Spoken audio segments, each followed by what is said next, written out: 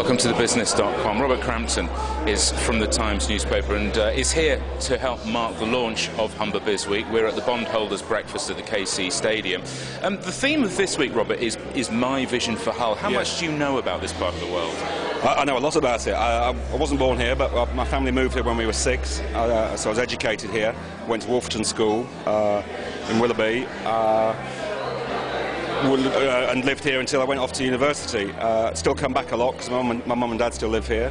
My brother, my wife's from Hull, so the whole. So you have a passion for the area. Yeah, the whole family's here, and as I often say, my kids are the only kids in the country who say they want to go to. When you ask them what they want to do for the weekend, they say, "Oh, they want to go to Hull." Oh. What about the theme of this whole the business week? I mean, it's grown into a really very large organised event. How important is it for a community like this to have this sort of event? It's massively important. I mean, the more business, I mean, that you can get, that you can attract to Hull and grow the businesses that are already here. It's everything. I mean, I grew up here in the recession of the early 80s when the fishing was closing down and a lot of other industries were as well. And I remember I was only in my teens, but I remember the blight on the city then. And it's come a long way since then, but it's got a long way to go. And it's a great city, and the more businesses that we can attract to Hull, the better. Does it still have that geographical problem? You work in London. The people in the south think Hull's at the end of the. Why do I need to go there other than to get on a ferry? You can view it as a problem, or you can view it as a benefit. I mean, it is where it is. You can't move it.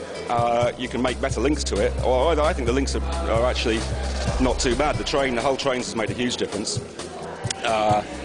But its location is its advantage as well. I mean, the Humber ports. I was reading some stats on the train coming up. I.e. Hull, Goole, Immingham, Grimsby, biggest port in England. I didn't know that. 5th biggest in Europe. Well, obviously that wouldn't be the case if it weren't where it is. So that's what you've got to build on, and I don't think Siemens would be talking about coming here. I don't think BP would be here. Centrica, all these other, really big firms, they wouldn't be here unless Hull was where it was. So what does it need to do? What does the business community need to do? We rely increasingly now on the private sector. The public sector money just isn't there anymore. That's right. What does the private sector need to do? Well, we need to. Hull's got an image problem. There's no doubt about that. I mean, I work in the media, and when the subject of Hull comes up, people are not as negative as we might assume that they are. But we have had a problem over the last 10 years or so, I think, since the huge fashion for league tables came in, that Hull tends to be at or near the bottom of an awful lot of those tables, so education and health and poverty and so on and so forth. And there's a really boring reason for that, which is the way that the administrative boundary of the city is drawn. Now, in other words, it doesn't include the rich areas out to the west. So something's got to be done about that. The single biggest thing that could be done to help the image of the city would be that, I think. Also, you've got to build your own image. You've got to build on what's there and build something fresh. You can say, yes, we're not doing so well in that respect, but saying in terms of cost of living, cheapest housing in the country, I believe, 40% cheaper than national average. So in terms of attracting business people to come here, who might say, oh, actually, I don't want to uproot my family and go and live in Hull, that's not a bad place to start selling. You're going to get a nice quality of life. I mean, my relatives here, thinking of my brother-in-law in particular, who runs a garage in Little Wheaton, he has an amazing quality of life.